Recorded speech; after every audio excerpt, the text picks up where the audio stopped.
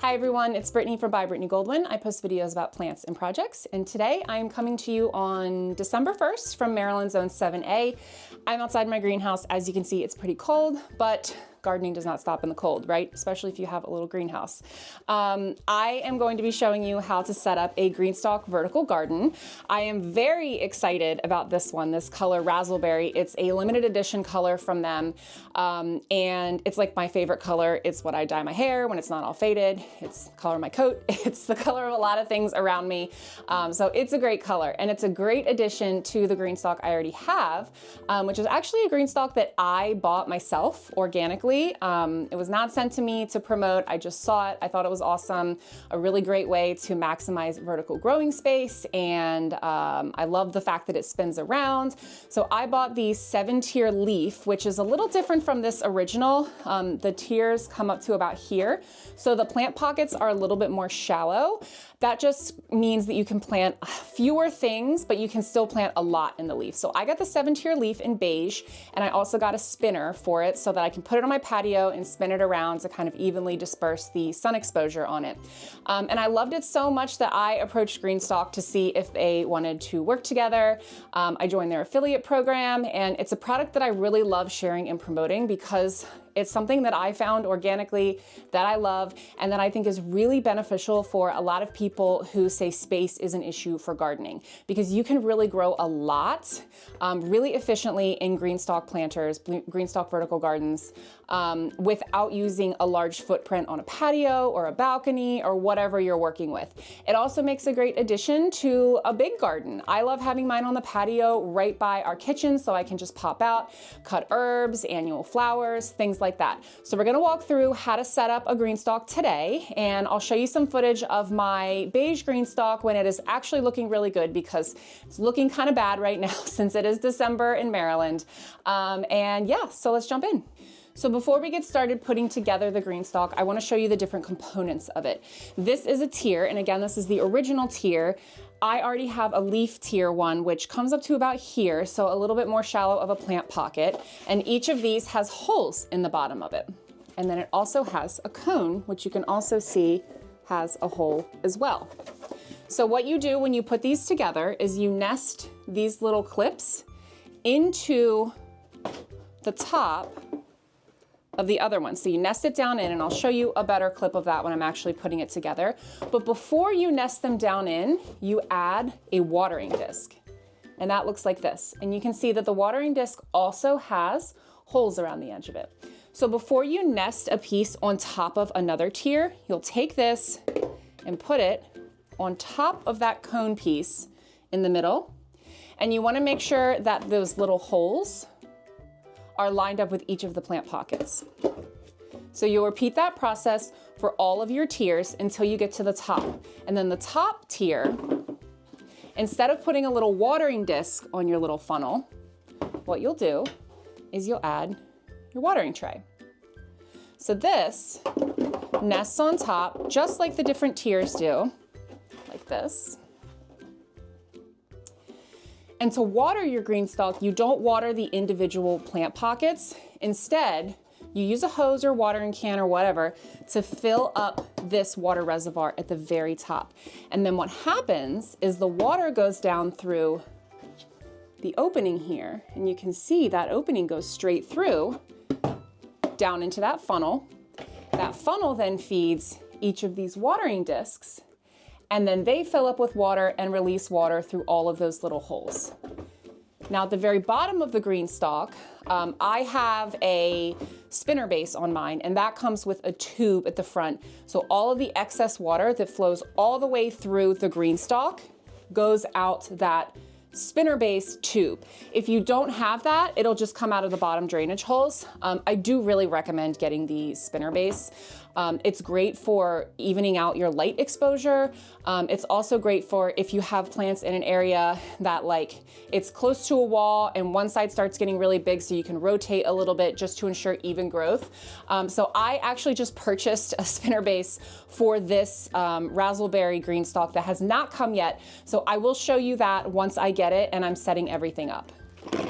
All right, so I got all ready to start filling up the first tier in my Greenstalk and realized that the soil I got was just way too heavy for it. It was a raised bed soil. I thought it was going to be light enough. It's not. You definitely want to have a lightweight, well-draining soil. And I mentioned I like the brand Fox Farm for that. Fox Farm Ocean Forest is like my favorite all-purpose potting soil, but I have a lot of room to fill up in these tiers. They have a lot of growing space in them. And I just got all of those bags of soil for $1 at the end of the year closeout sale. So what I did was I made a giant mix of roughly 1 part soil, 1 part coco coir, which comes in bricks, and then I add warm water to it and crumble it apart, and roughly 1/3, maybe a little less, perlite. Mix that up to enhance the aeration and the drainage of the potting soil that I have. So I will show you a look at what that looks like here to give you an idea of the consistency that you'll want for your Greenstalk soil as well. And here's a closer look at the soil. The soil base is the dark stuff. And then you can see in here the little bits of coco coir. That's just going to make the soil a lot fluffier and lighter, allow for that oxygen flow to the plant's roots, which they need to be happy and healthy. And the perlite, which will just help a lot with the soil compaction and will also help with oxygen getting to the roots and facilitating the drainage in the soil. So allowing the water to drain out, leaving the soil to take only what it needs for the plant, and the rest drains out. So now it's time for the easy part, filling up our Greenstalk tiers. Now mine is a 5-tier Greenstalk. I'm only going to be filling up probably 3 of the tiers to get started, since it is the middle of winter right now, the beginning of winter, sadly, in Maryland, grow zone 7A. So I'm just going to fill up this bottom tier, see if I have enough left to do another tier, and then we'll go from there.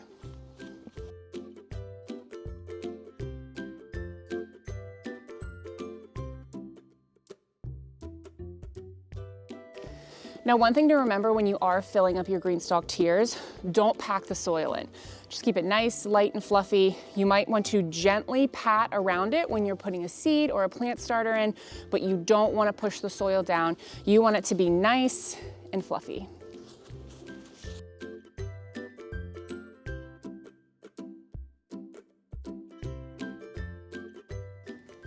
All right, I'm done filling up my first tier here, and as you can see, I did fill all the way up to the edge. And I did that because once I start watering it, the soil will settle a little bit. So you definitely want to fill it all the way up to the top to maximize your growing space. Also here, if you'll recall, you put the water disc right here before you stack on the next layer. So I do just a little bit of an incline here. And I do that because I've had the plugs on my water disc get stuck before with soil, which prevents some of the water from reaching the next tier in the Greenstalk. So I found that when I just do the slightest tier there toward the middle, that gives a little bit more breathing room for the water to trickle down into each tier. So I've got 2 of my tiers full here in the greenhouse. So what I'm gonna do to put these together is take one of the watering discs, and remember, when you attach it, to make sure that these holes align roughly with each of the plant pockets, because that's where the majority of the water is going to come out of the funnel system when you water from the top. So I'm gonna put it right here, snug in place. All right, and now it's time to put this tier on. I'm gonna move the camera so you guys can have a better look at how I nest it down in. Sometimes you need a couple tries to get it on there the right way, but it's not hard once you get the hang of it. So these right here, you are going to want to make sure that these are lined up with the notches on the bottom of each of these plant pockets. I'll lift them up. I'm gonna roughly come look back down here, because sometimes it's a bit of a balance. Okay. Oh, it just kind of fell into place there, so that's how I know it's sturdy. I don't have my base spinner on yet, so that would be much easier. It hasn't come in the mail yet. I ordered it during the Black Friday sale. All right, so let's take a look here. So you can see the water disc down there? You can see that these clips are snug. They're not going anywhere all the way around. And then you just repeat the process until you've got all of your tiers on. And they do alternate like this too. So once you nest this one on, there'll be a plant pocket here, and that just helps you to further maximize your growing space as well. Now, as I said, since I'm going to be using my Greenstalk in the greenhouse for some winter growing experimentation, I'm only going to do 2 tiers right now. I'm going to save the remaining 3 tiers to fill up in the spring once I can get more things going. But I'm going to use this for some of my propagations I have going in the greenhouse, perennials and things that I will actually like dig up out of here and put elsewhere in the garden. And I'm going to use it for some cold hardy things like lettuce and spinach, since I am keeping the greenhouse at about 40 to 45 degrees at night with my heater. So I think that the lettuce and spinach should be fine with that, with higher daytime temperatures, since obviously it's a greenhouse. Even when it's not that sunny and not that warm, it does get up to like 55 to 65 degrees, even on very cold days. So I'm gonna show you the last step here, since I'm only doing 2 tiers, that is to add the watering disc. So this is a very similar process to adding each of the tiers. You look for these thingies here, these little notches, and then you nest them down in just like this. Oh, this one's not nested, so you want to definitely look around to make sure all of the different sides are nested securely and snapped into place. And there it is, my mini Greenstalk. So I'm gonna pop some lettuce seeds in here and call this set up for now, and I'll do an update of how things are going in here, growing, doing some winter Greenstalk growing in the greenhouse, and then of course check back in the spring to add the remaining 3 tiers to this and probably plant some early season flowers or herbs or something like that. So until then, happy planting.